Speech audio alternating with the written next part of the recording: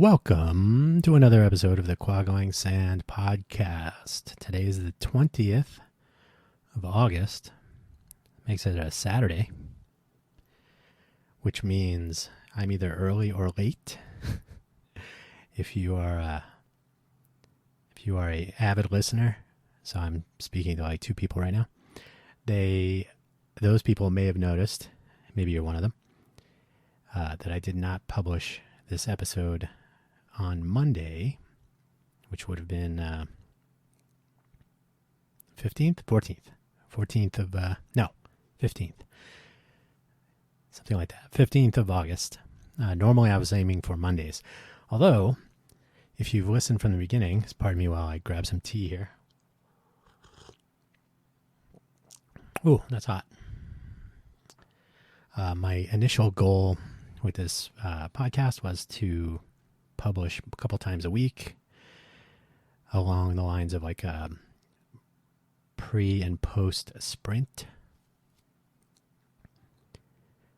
I really would need guests for that to make it interesting. Otherwise, it's just me telling you that I'm falling behind early, so I have more time to catch up. So, and now that I've got 2 more weeks before I have to move, it's just it's difficult to do my sprints in a contiguous block of time. So it's been kind of interesting. So I figured I'll move this to Friday, at least for a few weeks. I'm moving in 2 weeks, and then I will be sort of in transient mode for, I think, 6 weeks. And then move to the new place, also in Vegas, not far from where I am now. Just in the second half of October. So there'll be a little bit of chaos, but I should be at least, as far as coding or working or things like this, that's fine. Production of multiple podcasts. I do have this podcast, the FFS Talk Show, which also has just been me, but that's more topic oriented. This is more anything goes, but sort of focused on hackery, nerdery, but it doesn't have to be. The Hugo Floss podcast, which I do with my mom, and I've mentioned this before, my mom's been podcasting longer than I have most recently.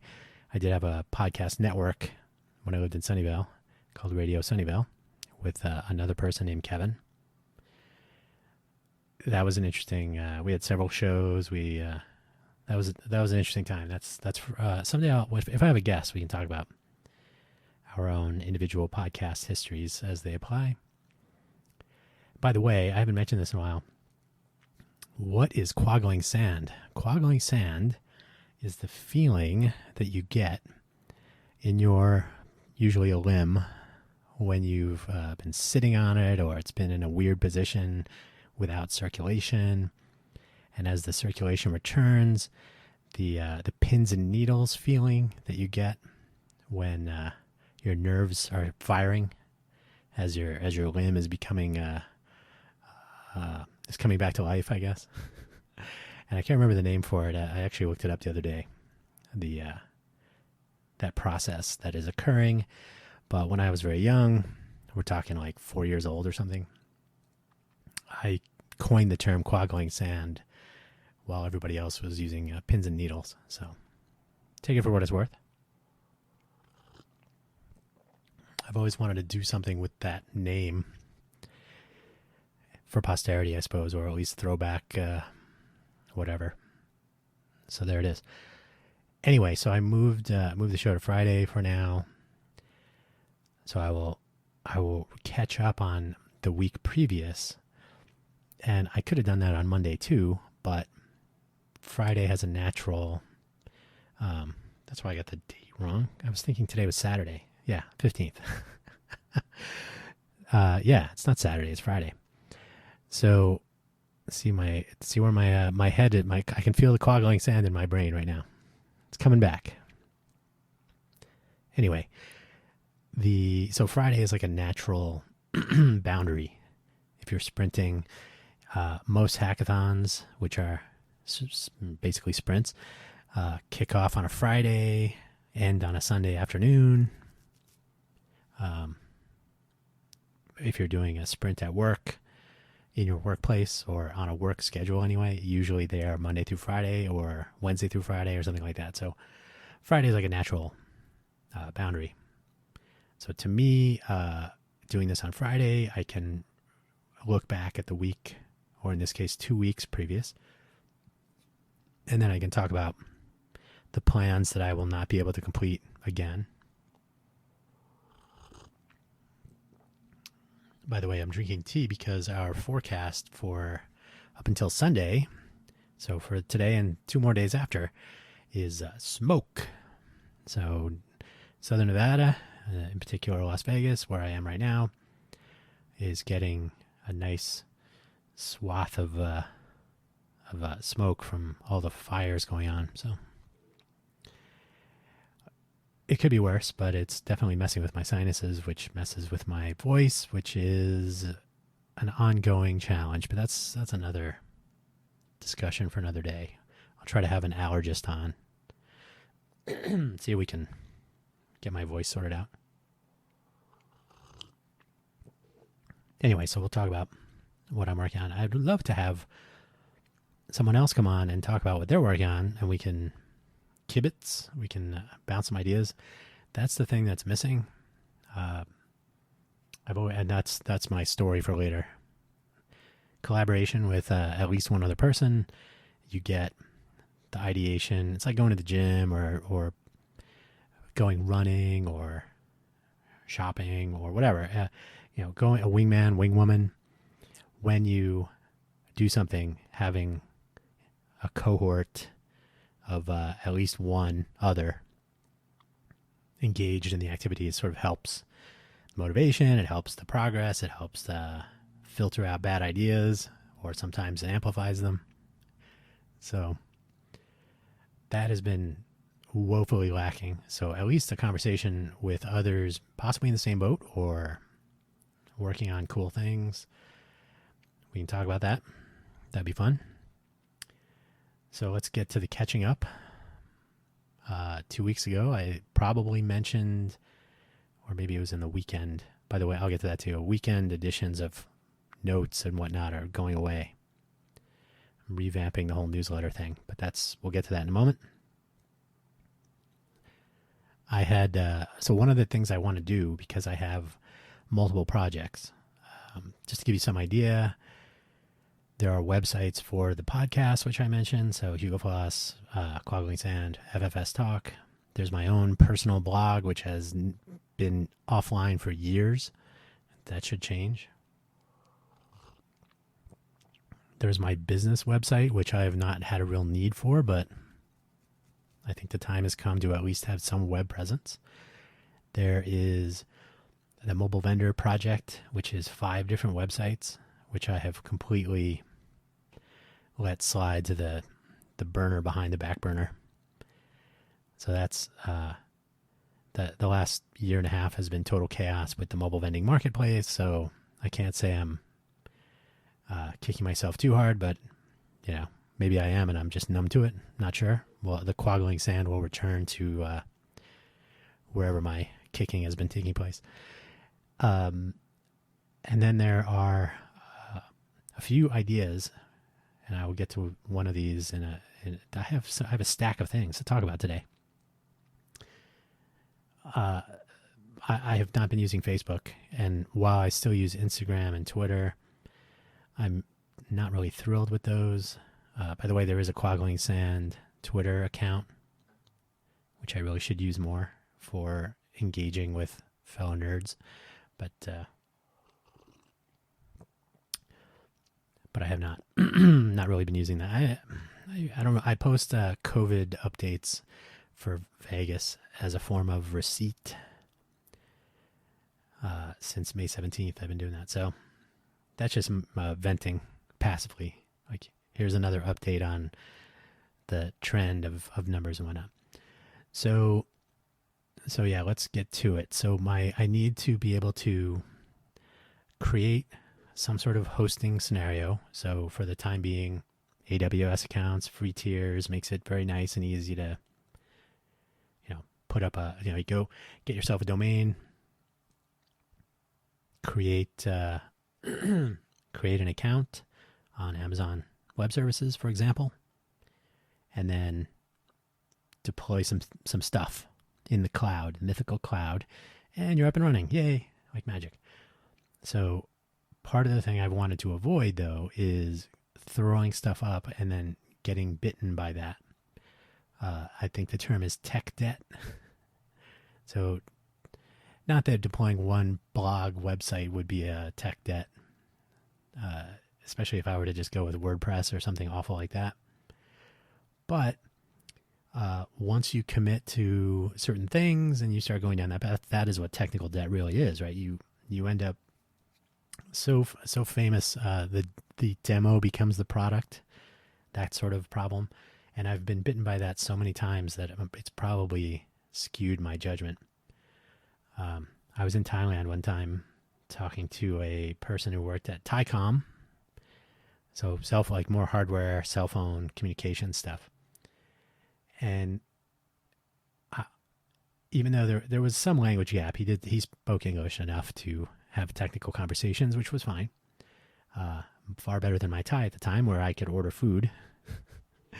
But we were having a conversation, and I said something about, well, when the demo becomes a product, and he started laughing and he's shaking and saying, oh yeah.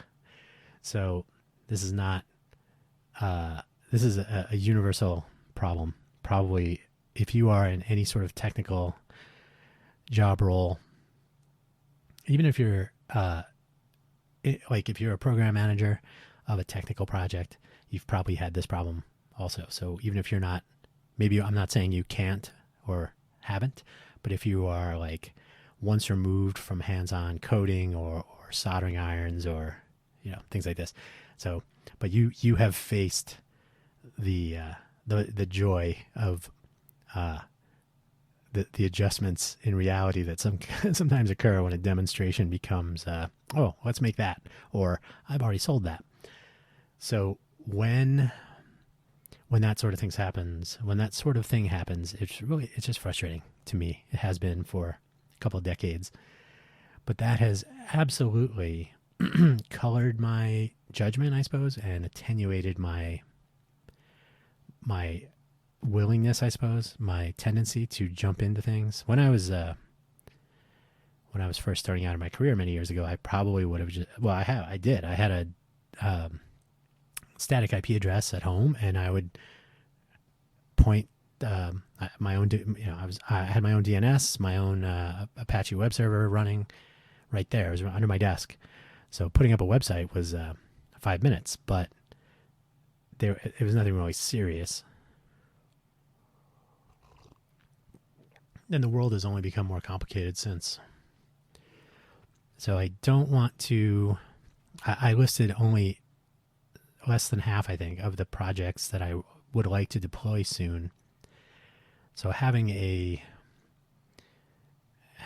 infrastructure for myself in place, if I'm Section 31ing it here, and I gotta be ready, big ships, small crews, solo captaining of the effort. I need to have things in place for that, so I don't get, because it's been bogging me down, which has been frustrating. So I found, and I had actually bookmarked this months ago, AWS in particular has a Chalice tool, which enables you to very quickly deploy a serverless Python application, and it will set up access roles and an API gateway and the AIM access roles, API gateway, and deploy your code, and there you go. So to me, that fits nicely with my existing infrastructure, although I have a lot of things going on at the same time, which I will get to in 2 paragraphs. So Chalice is an interesting tool. It allows for an automated deployment with all that configuration on its own, or it can spit out a package that can be deployed with the likes of CloudFormation, or in my case, Terraform, which is probably where I would go next. So it seems good. So now the second paragraph, I guess. The dependent. I mean, okay, Chalice uses Python, which is fine. I have a ton of code that I have developed over a long period of time for these things and in general. I became enamored with Python a long time ago, and so I've been using it for quite a while. And I want to say since 2002, 2003, somewhere in there. And I was particularly interested in how it worked with PostgreSQL. I think I started out with Postgres 7.4, something like that. You could check the dates, but something like that. It's been a while. So I've just had this whole notion of throwing together code that works. It's easy to deal with, talking to databases and whatnot. And so I've been doing that, and so this fits into that model. But at the same time, I don't want to remember tech debt. I don't want to find myself down the road and say, "Oh no, this is Python's not working," or "Oh, if only I could migrate to Go." Golang has been touted as a popular web application language, or let us hope I don't have to go down the Node JavaScript path, but you never know. So I'm trying to create code blocks that can be, well, the whole microservice approach. So, but I'm trying to factor things so that they don't depend completely. For example, my data model is built in SQL and Postgres. So all the sort of like building the database is a matter of running SQL files, right? If you can hear somebody doing landscape blowing outside, I apologize for that. I'll check it later, but I forgot they moved it from Thursday to Friday, so here you go. Anyway, so Postgres, I have everything written in SQL, so the Postgres part of the infrastructure is kind of standalone, right? Like I don't have I don't have build tools that depend on Python and PsychoPG or anything else, right? It's all Postgres. It depends on PSQL, the command line tool for Postgres. You're up and running. Same with Python. So I have a Python model, code, and interfaces that don't depend on, Pyramid or Flask or something. All of that code is fairly simple. So ideally, I will port that over to, like I mentioned, Go or whatever, so I can access the database as needed, or I can expose the model through service. So a sort of a wrapper with probably GraphQL for an external access, like a public API of some sort, or internally maybe gRPC. So I should be able to not depend. This is the coupling problem and the dependencies and whatnot. So I should be able to be. I was almost going to say polyamorous. I should be polyglot, and I should be able to support Python and Go and whatever else. So that is something I am considering in general and moving towards that direction. But Python works and it's just fine. So Python, I have some template stuff built with Chameleon, which is Zope page template based, which I like. I don't know if that's good or bad. And then, but that will not work with Go, for example. So the whole templating scheme and the generation of front end user interface and all that could be interesting. So that's something I've kind of backburnered for the moment, but because I can certainly use my existing Python rendering with Chameleon templates, and I'm sort of not really dependent, although certainly once you start creating widgets and whatnot, you become dependent. But I started out with Bootstrap a long time ago, so I'm using Bootstrap 5 now. So that's the basic lay of the land. So the Chalice stuff kind of fits in. I can take an existing starter page template that I already have with any customization, like filling in fields and so one of the goals for the starter is to, if you've ever set up a new site, you got to verify the site with this service, and you got to well, that's probably the main thing. Make sure that it works, make sure that it responds to things. Maybe you want to do a quick email subscriber thing for updates, like when we launched, you want to get an email. So that's something that should be doable, and it is doable in a one Python file, handling a couple of URLs for a email address submission and responding to robots.txt hits and things like this. So just your very basic, fill in a template with your Bing and Google both have webmaster tool console things, so verifying site ownership, things like this. So getting all that set up, having the one pager available to fill in those fields, correct responses. These are the sorts of things that the starter should do. I didn't really want to spend a lot of time on it, but to be honest, that bit of technical debt, without collaboration, there was never a time when I could go, oh, can we let's just do this. Let's bang this out today. It was always like, oh, I really got to do this. And then 25 other things, either related to any of these projects or not, come along, and then you're suddenly like, oh, I was supposed to have done this like a year ago. That's not funny.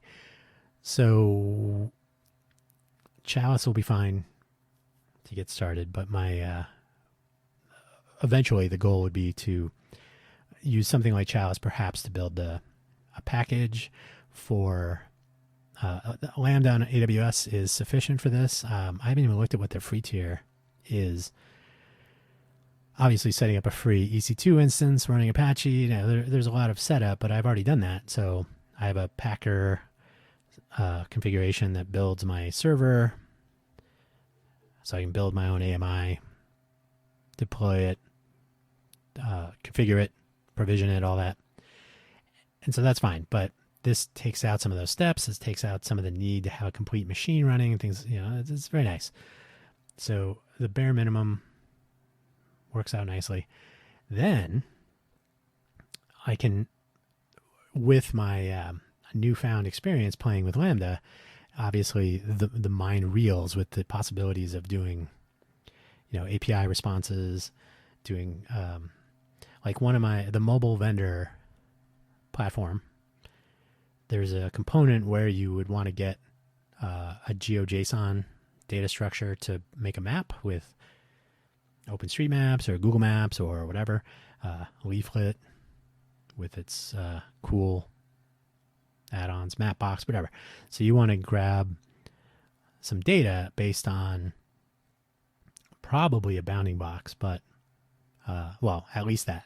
So give me the bounding box where you want these points, and then all the food trucks or all the farmers markets or whatever, right? So imagine where you might find food trucks, and imagine the tools that are out there today and what they do and what they don't do. Some of them, they seem to ask for a location, like a city usually, and then they dump all of the data that they have, but they center the map on that location. So it's kind of wasteful. It adds delay. I'll get into that more another time as this code for that comes together. But so the ability to code up these serverless APIs, which is all the rage, this sort of gets the juices flowing. Like, oh, okay, so it's a piece of cake to at least deploy some code. And then in some cases, I'm sure, I don't know what the cold start time is for Chalice. deployed modules at whatever endpoints, but we'll cross that bridge. But if I can write a Lambda function in Go, or I hope not JavaScript or Python, Java I think also is on there. So that will be very nice. And it's always been one of those things like, oh, I should try to see how that would fit into what I'm doing. Now that I see how easy it is to deploy it, I can start connecting those dots, right? So I gave you one example, pulling a GeoJSON data structure, which could have, one place mark. I don't know if they use that term I don't know if that's in the vocabulary for GeoJSON, but in the KML world. So maybe my KML data structure or my GeoJSON structure has one place mark. It has one food truck somewhere near you. Or maybe there's 50. Maybe I want to show all of them on the planet. Maybe there's hundreds or thousands. Who knows? So to be able to grab that data regardless. So, and what that would be nice for is in the event of server maintenance, server down, hopefully not that, but a serverless function would be able to respond to a front end. In the case of like a PWA, I just need to update my nearby food trucks or farmers markets events or whatever. So to be able to just hit an API endpoint that's served via a Lambda function. Obviously, I'm not saying anything new here unless you've never dived, divin. If you've never tried that out, I was like, this is alarmingly easy. I really didn't think about it, but super easy to at least play with it. So for that much, Chalice is cool. And again, I don't know if Chalice will be the way, but it's certainly a way. And so I can jump over that roadblock. And then ultimately, I would like to be able to deploy everything very easily. That's the whole goal with infrastructure as code and general automation. Basically Terraform plus Ansible plus open source software and tools and libraries, plus my own efforts at putting all that stuff together equals running revenue generating thing. Perfect world. So that's been the last 2 weeks, has been sort of refactoring some things more, making sure I understand how the Chalice component will fit into this. That wasn't very long, but it's just on the list. And then mixed into there, as I mentioned in the show notes and as I mentioned previously, I am moving. So there's just stuff like that. I had to go get some new glasses because I'll be driving a long distance, and I haven't driven a car in forever, but certainly good vision goes well with driving.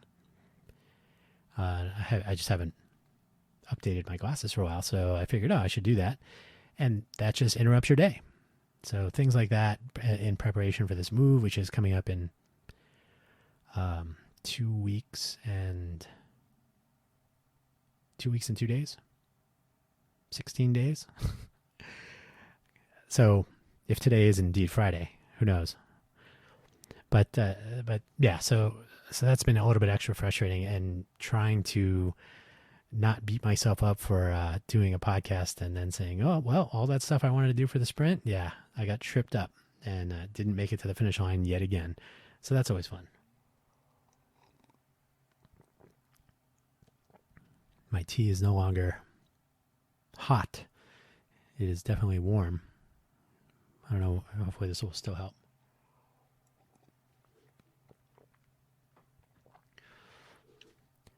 So one of my projects that I came up with a while ago, I call it Friend Ven.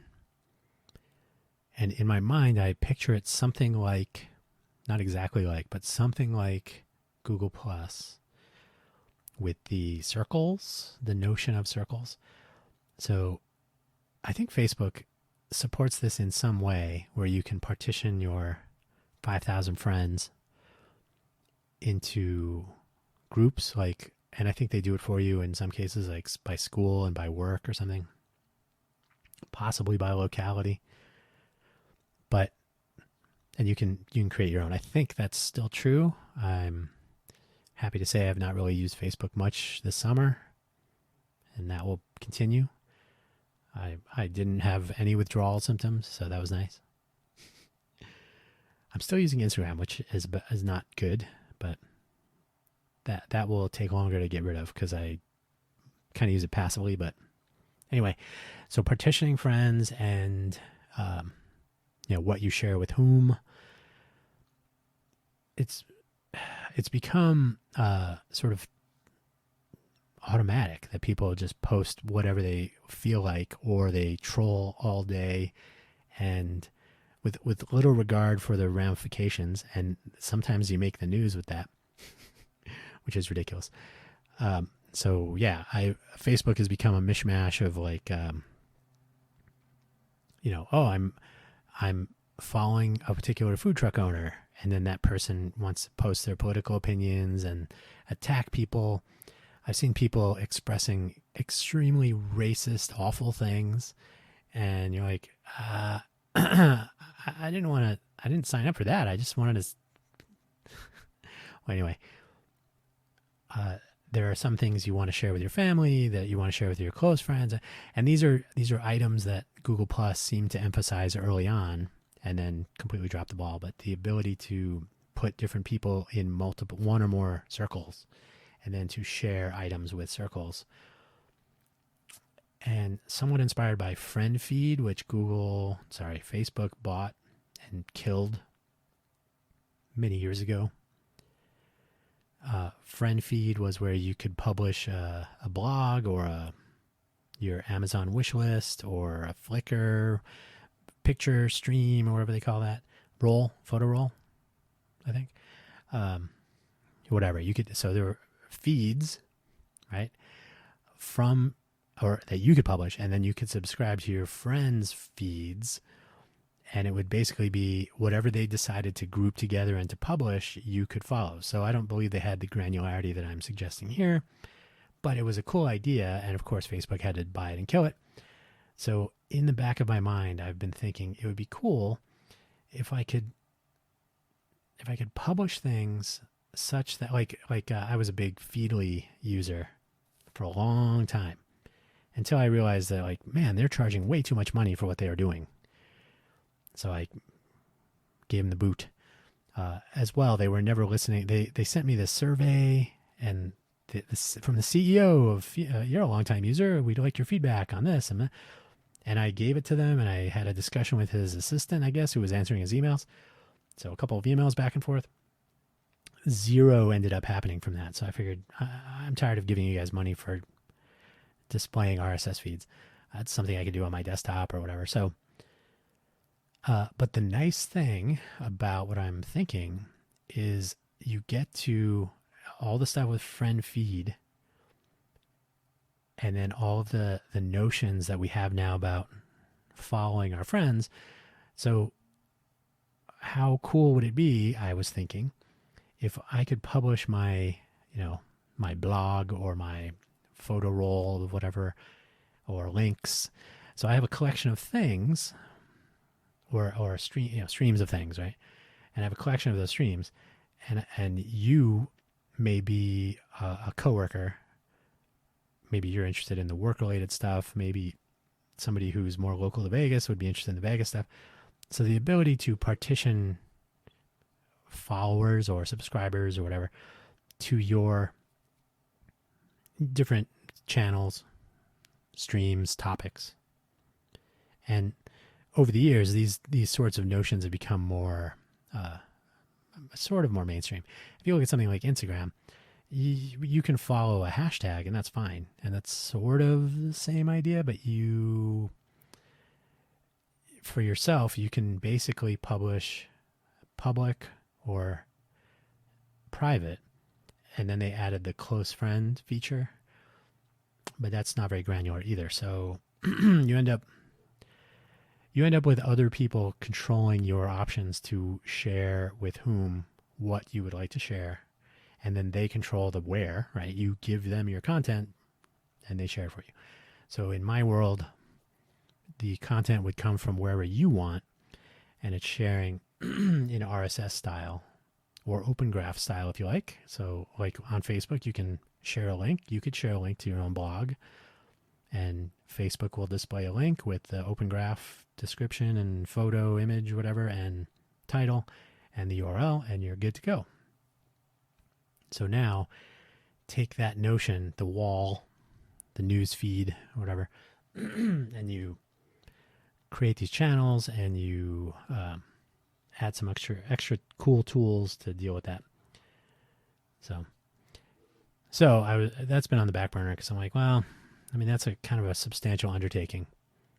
And every once in a while I do consume news through the Google, what is it? I guess it's just Google News. I have that on my phone, my Android device. So that takes the place somewhat of my Feedly feeds that were more news oriented. And of course, and of course you have the Google algorithm always knowing exactly what I'm thinking at all times. So I get fairly topical stuff, but at the same time, I get some really ridiculous stuff. And Google is doing all the choosing for me. I don't get to subscribe. I can remove, like, don't show me Yahoo Life, which was total junk. So I didn't subscribe to it. They decided you might like this particular source in your feed of things. Pardon me. And so I don't have any control over that.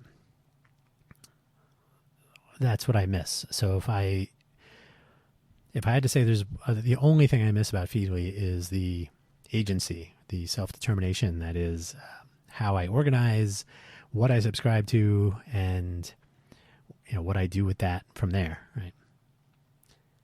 There were some other things about Feedly that were okay, but that were still annoying. But the number one thing in general for any RSS reader is that, right? You have control over it. When you hand that over to the likes of Google, you don't get to see what you would expect or what you really want. You go with their recommendations. So that's just a long way of getting to something that happened on Wednesday, I think. So 2 days ago. A colleague, very nice person. We don't hang out, so I'll use the word friend very, very loosely, but certainly just an all-around decent human being. Posted on, so I've met him 5 years ago or so, and we interact on social media, Facebook before, and Instagram. I think those are the big two. So I know he had, well, the short version is personal tragedy. He had a loss of a family member a week and a half ago, and then he republished something as a photo, as a picture, on Instagram. And so I guess I'm glad that Instagram showed it to me, because their algorithm, who knows what it's doing, shuffling things around. So that was very sad, obviously. It's frustrating. I mean, well, obviously, so that not a good thing, right? Bad things happen to good people. This is one case of that. So that's not the point, but that is something that happened, and it's very awful, and I'm very not happy about it, right? I wish it would have gone another way, and as happens sometimes, things were going in a better direction, and there was a relapse, and so it's just awful, right? But the problem is, I believe it's probably very rare for somebody to go to Instagram expecting to see very bad news presented, bookended by pictures of somebody's lunch and a mountain pass. A friend of mine is hiking the Appalachian Trail, right? So he's been posting very lovely pictures, and so intermixed in there is like, oh, that's cool. That's a very pretty. That's a really nice picture. And then, oh, looks, my tragedy. Oh, sucks. Oh, and then a taco, right? So it's a weird thing. So this sort of rekindled my desire to see this come to fruition, which is like, the newsletter scheme is good. And I think for some people, almost ideal. Like if you're an independent journalist and all this silliness, independent journalism is fine. I'm just saying, like it's the pendulum has swung so quickly. It's kind of, we'll see where it ends up. But if so newsletters have their place, and I'm a big fan of email, and I still use email quite a bit. The ability to so this person, GS, I doubt very much, but anyway, so this news could have been distributed to the friends, the close friends, the family members. Another example, a friend of mine, 3 years ago now, coming up on 4 years, passed away, self-inflicted. What do you call it? I can't remember what the term people use. Sorry, brain fart. So, she was unhappy and very unfortunate. So the way that I found out was a mutual friend posted something on Facebook, and this is again when I was using Facebook, and getting information from people commenting and it was just such a mess, and it was so frustrating. I think in that case it would have been better to either be in the circle or not. But those of us that were like hovering around the edge of it for whatever reason, because of the way the family decided to share the information, is very frustrating. So there are countless, and this is probably the most egregious misuse of this, is when you're disseminating, the bad or the worst news, right? So yeah, the megaphone is not always the best, maybe for celebratory, but not necessarily for tragedy. So the ideal then, newsletters, again, like I said, newsletters, mailing lists, or being able to blast the family and friends. Everybody's got some email address somewhere, AOL, whatever. But to be able to send a direct message from sender to multiple recipients, very, very useful. The ability to share generally to that same group of people, also useful. The ability to share more to a larger set of people, also useful, and so on. So it was a reminder to me that the ability to share photos or videos, and then when you get, even things like, like how do you find YouTube videos? And I find as in discover, or what am I even looking for? How do I share a podcast with someone? That's a challenge, and I think I don't know if I spoke about this here. I think I did. I was trying to share an episode of the Podcast Index, or maybe they call it the Podcast 2.0 show, but it's Podcast Index, which is Adam Curry's project to extend RSS with some podcast-specific open extensions, and so it's a nice idea. My opinion on RSS is that it should be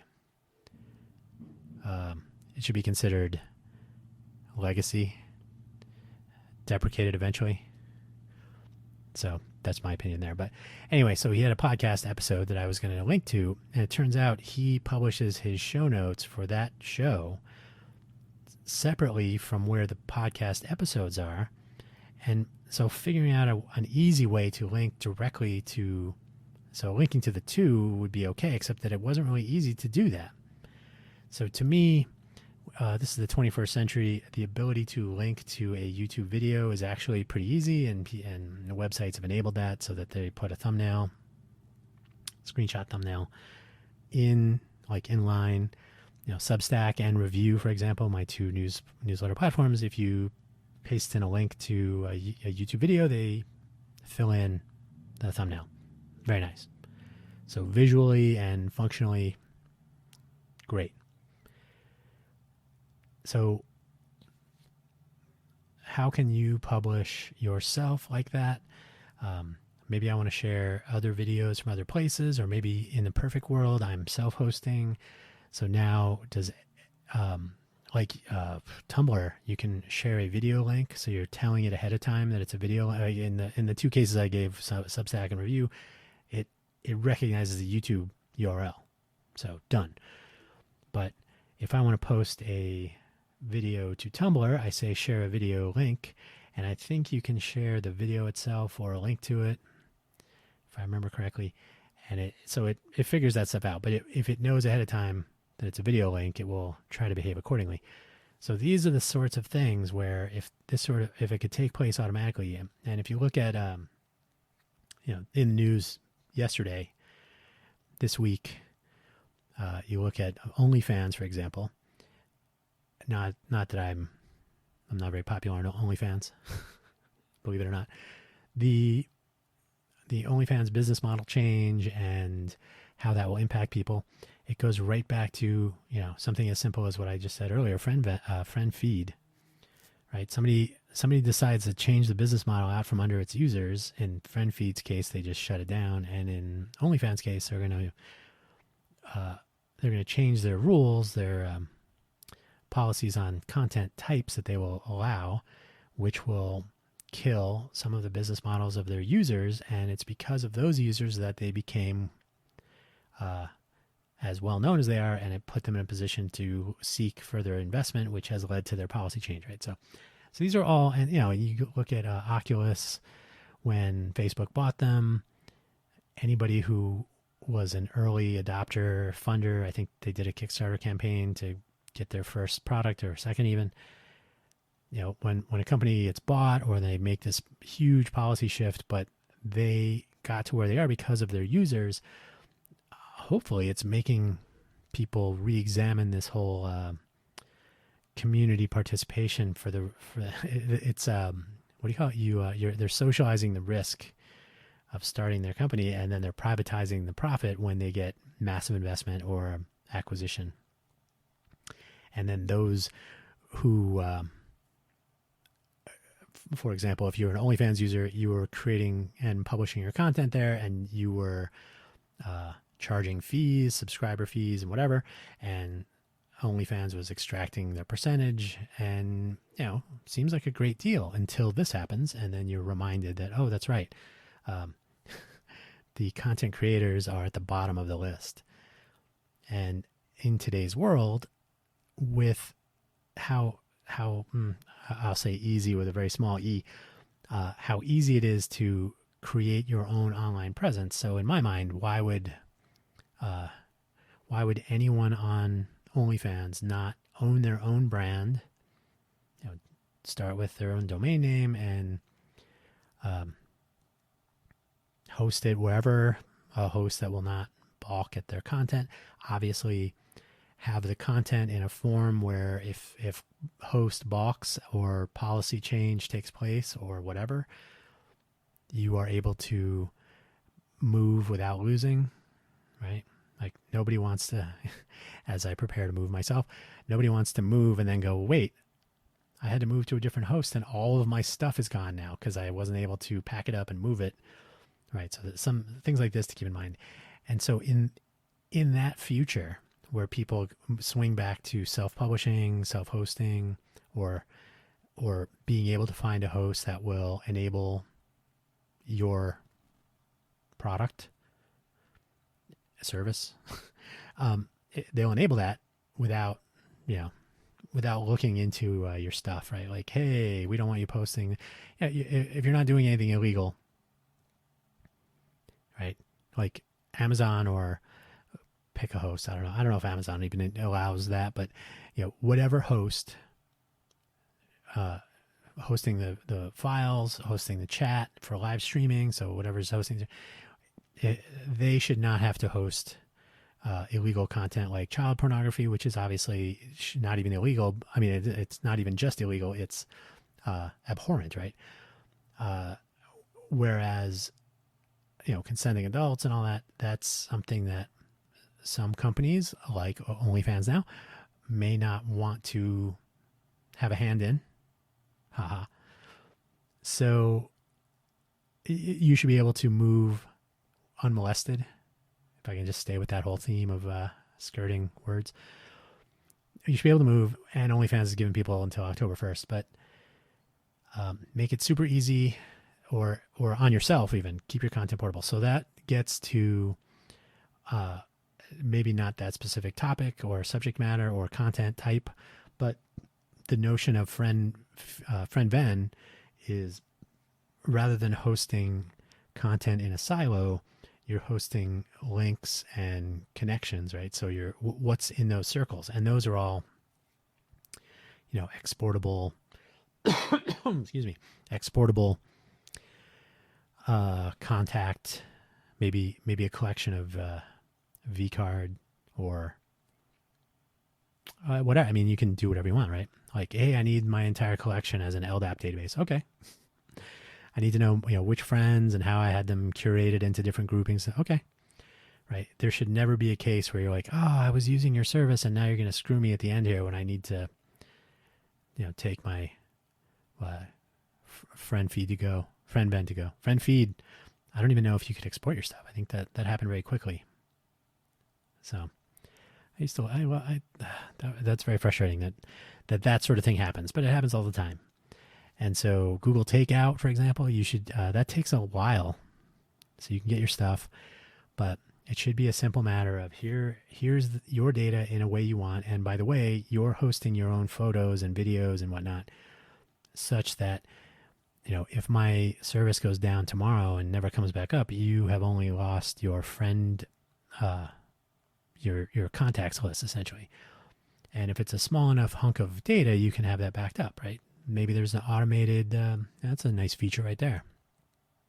Like we'll automatically keep a document. Maybe we'll push changes to a GitHub dump. Create a GitHub project or whatever, and then you yourself can have a transparency of your own. Like, oh look, there were 5 changes to my contact list or whatever, right? So these are just the tools are out there. And this all goes back to what I would like to do and what I want to work on, and why being solo is a challenge, and it's been hampering my forward progress. But my creativity has been jumping way ahead and building up. I don't know if it's tech debt, but certainly cognitive debt, and sort of killing me because I have a lot of cool ideas that I want to try out.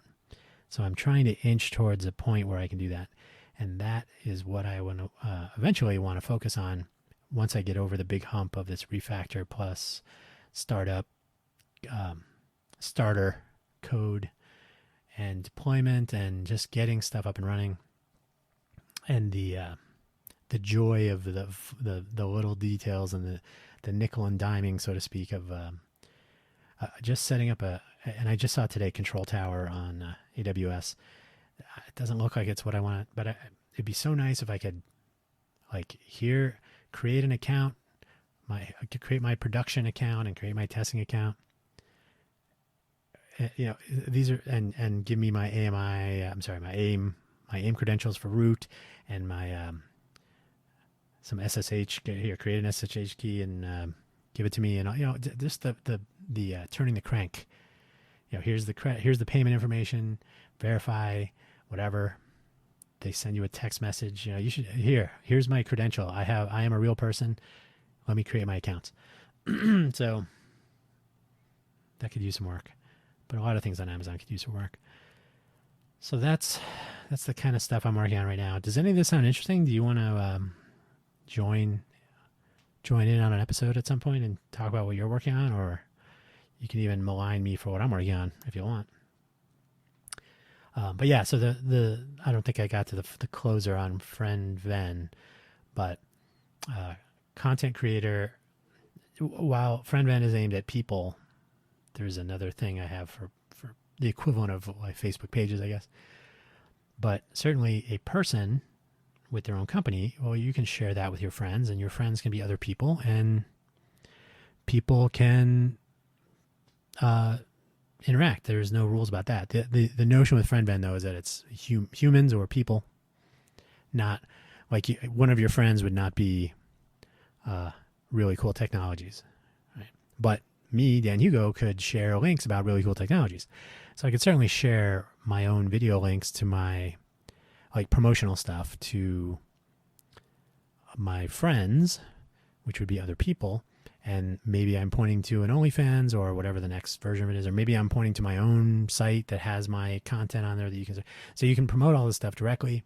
And the power of the internet was supposed to be open linking and stuff, and Instagram has totally broken that. And the time is rapidly approaching where we should swing back to more agency, more personal control and ownership, and make use of links rather than handing everything over to hosting companies and whatnot. So that's my soapbox. So Friend Ben and Munibits, which I've mentioned before. Munibits is the community stuff. So more on that. These are over the hump after we get some of the other stuff I mentioned. The mobile vendor stuff I would really like to get working before I move, so that I can play with it in in Phoenix, where I'm going to be hanging out for a couple of weeks. And then I just realized this today. 2 months from today, I will be moving back into my new place. So it's 2 months from today.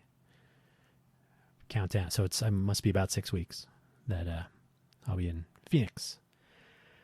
So story time. And really, you should consider joining me to discuss anything you want, especially if it's nerdy. So, friends, I connected to this story earlier, and I'm not sure how I got to what I was going to say. We'll get to that in my story. My story, though, is about when I worked at Philips. I worked at Philips Electronics. I worked at Philips Components, which was a business division, but it was part of Philips Electronics North America, PNAC, Philips Electronics North America Corporation, based in Jupiter, Florida. You got to be able to hear that. Luckily, he's right. He's like probably 50 yards away outside. So my apologies for that. So we were making LCD controllers, which is exactly what I did not want to do. But it was very interesting because I had done some system bring up, but on the PC side, both Intel and PowerPC motherboards, bringing up our new boards with PCI chipsets and parts and memory timings, all that stuff. So that was interesting already. The joy of x86 assembly at boot time. But PowerPC assembly, by the way, very much easier to deal with. I enjoyed that very much. So that was a good learning experience. And then got this job at Philips after UMax was closing down. UMax was making these computers. So a lot of our team swung over there, and I had convinced my college roommate to move to Silicon Valley. This was probably 1998. He moved to Silicon Valley, and he was working at the gas company before, and he was doing technical sales and stuff. So he was very well versed in the ways of energy sales and use, and probably underutilizing his talents, but probably definitely. But I convinced him to move up because he was like, I want to do something different and technical. And I said, oh, you got to meet my coworkers here, and they loved him. So maybe the blower thing masked my voice. How is it getting worse? I think. So Kevin, perfect. There's some sort of an alert on my phone. An Amber Alert. Amber Alert 2004 GLD Chev TKPLTC 66780 with 5th WHL TLPLT 51311 WA. WA. So it's in Washington, nowhere near Las Vegas. And yeah. Next time I'll talk about Search Party. That's another cool idea that is on a back burner somewhere. Anyway, so Kevin, not from podcasting, different Kevin, from Radio Sunnyvale. So Kevin comes up, and they love him, and he's probably one of the smartest people I've ever met and worked with. So Kevin and I were working on our Intel designs when UMax was transitioning from Mac clones and PowerPC and all that. So when we all got laid off eventually, we all went up to Philips and we were doing LCD controllers. And so we were designing like an OEM board for anyone who wanted to use a Philips panel, right? So we'll hand you over a reference design for a controller with everything from OSD on-screen display controls to button interfaces to the A to D converters to HDMI, whatever. I don't know if HDMI was out yet, but digital, certainly LVDS, low voltage differential. So that was all very interesting. And so our new OEM design was based on a Philips version of an 8051 microcontroller, because Philips at the time was the largest maker of said microcontrollers with the most variants, and we wanted to strangely, Philips was buying their own parts from other people and using other manufacturers, and so our stated goal, in fact, of our business unit was to try to use more in-house technologies, and that is an entirely political tale of woe for some other time in the distant future. So we designed this board, sent it out to have it fabbed, and we waited. So one of my colleagues there, who I will not name because he was kind of a dork, he said, "Oh, we need to get an emulator for the microcontroller."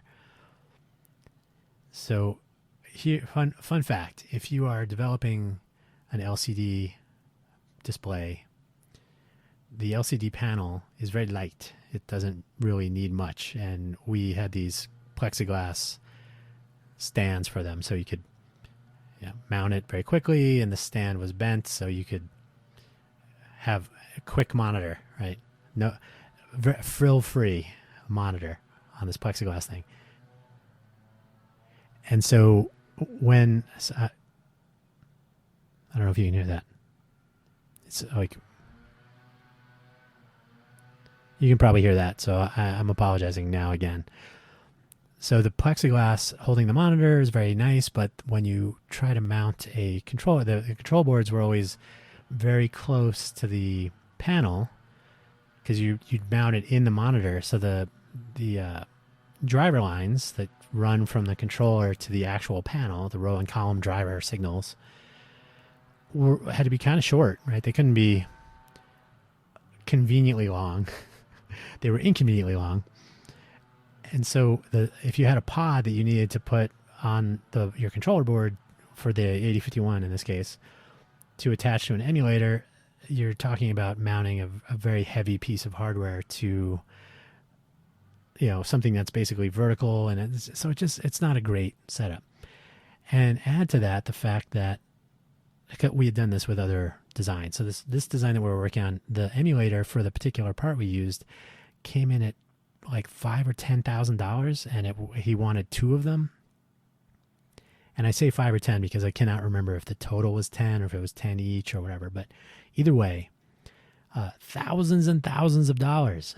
And so we got the emulators, and there they were sitting on the table in the lab, like a bench off to the side.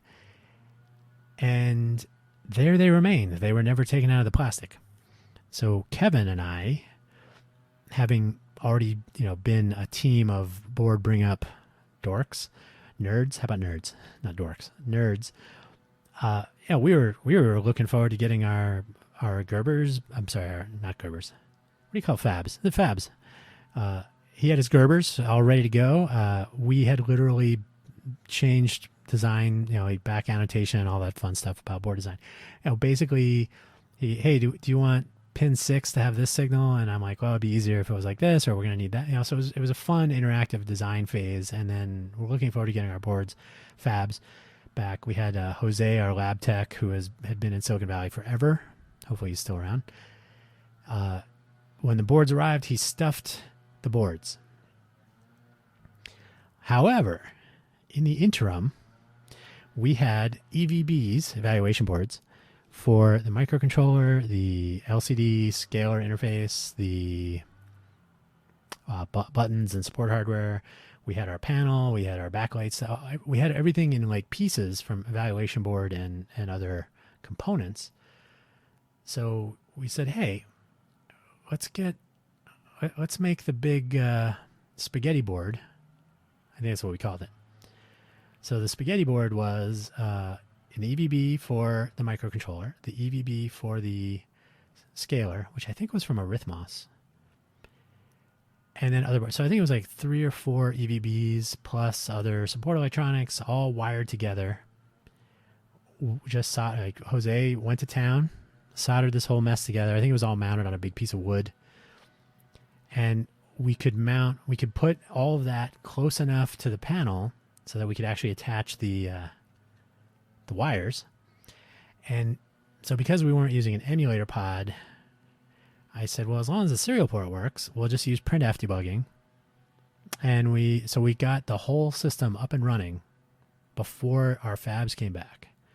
So we did all of our bring up, I guess you could say it was like a software bring up, on this spaghetti board. And using printf debugging, all I needed was a terminal window, and I could see, okay, I'm here in the code, and here's this value, and all. Such that when the Arithmos guys came out to see how it was going, and he's like, oh, can I try? I mean, he was shocked. I don't know where people have been for so long, but he's like, wait, you can just print out stuff? And I said, yeah. Well, we don't even need these emulators. I said, we have 2 of them. But yeah, so it was a tremendous experience, and I'm fairly certain that the time that Bill and I had spent in college working on our microcontroller, or I'm sorry, well, it was our microprocessor custom design that we put on like 3 or 4 big breadboards with blue wires. Certainly inspiration came back to haunt us on the spaghetti board, but only in the best way. And so it was very successful in that regard. Like I said, we had our whole system up and running before our hardware came back. And so Jose stuffed one of the boards. We booted it up, no smoke, and up and running. So it was a minor victory, I suppose. And these are the sorts of things that make hardware fun when you can have that little victory. Software has become one of those things where anybody can do it, and you don't even need to go to college, and you don't even go to high school. You can just do it. Just snap your fingers. Go to a boot camp for 6 weeks, and you'll be programming flight controllers for Boeing. 737 MAX 8 probably. So it's fun to see, and you can get an Arduino board or Raspberry Pi, and that's fine. But when you design a board and you build it and you bring it up for the first time and it doesn't burn itself up, and in the case of an LCD controller, you know it works because you can see a desktop or some, you can see pixels and the timings are correct because this is back in the analog days. So you got your VISA timing set and the porch and all that crap. And to see that, like, when I used to say when you bring up a PC, it works because you hear the beep and the drive starts turning, right? So, okay, so things are, you got through post, you got through all the system setup and all that. Post is power on self-test, by the way. So hardware can be quite rewarding because it's tangibly functional, right? You can make your cloud thing work, and you really don't get that satisfaction of no smoke, nothing burning, starting on fire. So those are fun times, and I'm looking forward to that when we do Worky, which is yet another project to talk about, but another time. So there you go. I'm looking forward to moving away from depending, maybe not using, I'm not really sure about using, but I don't want to make newsletters like the way that I engage with people. I'm actually looking at deploying a Matrix, probably Synapse, because it's Python, why not? But Synapse-based Matrix server. I've been using Matrix for a while, not with enough people, but certainly it works great. So to be able to deploy a nice, secure chat server that does more than just like IRC, although I do use IRC also sometimes. So deploy that for interaction, And then I would really like to have something better than Zencaster, which sucks, or Zoom, which is not great for doing some actual guest based. Like Zoom, you can just record audio, right? You chat all day, but you grab the audio and create a podcast post. That's easy. Live streams, all this. So I'd like to own more of this stuff, including the newsletter content. And while review, I think you can use an RSS source and include RSS items, literally items from an RSS feed in your newsletter. Neither Substack nor review, and I have not done an exhaustive dive into newsletter authoring and publishing platforms, but they don't really make it super easy to automate the production side that I've seen. So an RSS feed might be as good as it gets. Like for me, well, maybe like Mailjet, which I've not tried their services, but Mailjet published an open source markup language, MJML, where you can convert their markup to cross-platform, cross-client, rich email text. So you can create a document with image links and tabular layouts and fonts and things, and it takes care of the munging that's required. So Mailjet has a nice piece of this, which is to be able to construct a document that doesn't get all munged up when you're trying to create it. And I've found the online web-based editors that Substack and Review use are not wonderful. So if I can author my content and push it through the publishing side, which I don't know if they enable that. I have not seen that, but I can do that. So to me, once my pieces and parts are fitted and they're functional, and my starter has already published my first page, and I'm up and running and confirmed and validated and approved and all that, and then I deploy like a blog or something, I should be able to enable you to subscribe and get emails if you like, or not.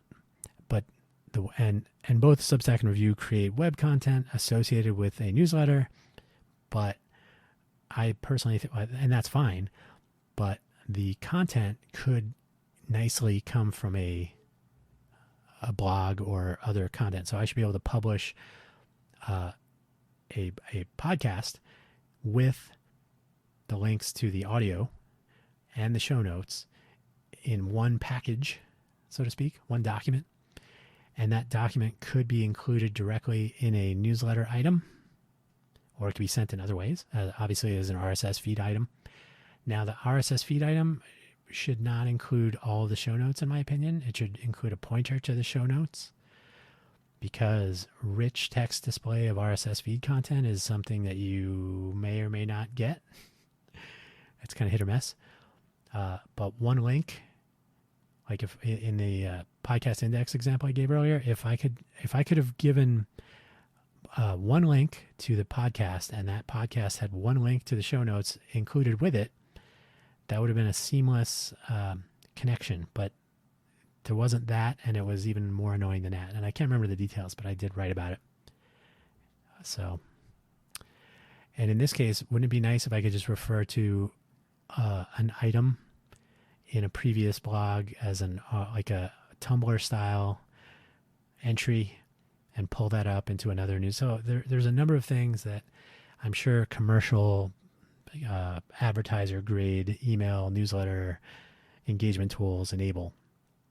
But for the casual, solo, personal, individual, Substack and Review are nice, but not sufficient. And if I have the wherewithal and the time and the gumption and can turn off interrupts for a while, which I never can, then I would really love to move in that direction where I own the process, where I can do things that I think are interesting. I can adopt schema.org markup, metadata, I guess, embedding the metadata, which I think is a better or more interesting idea than sticking with RSS and adding various extensions that have questionable support.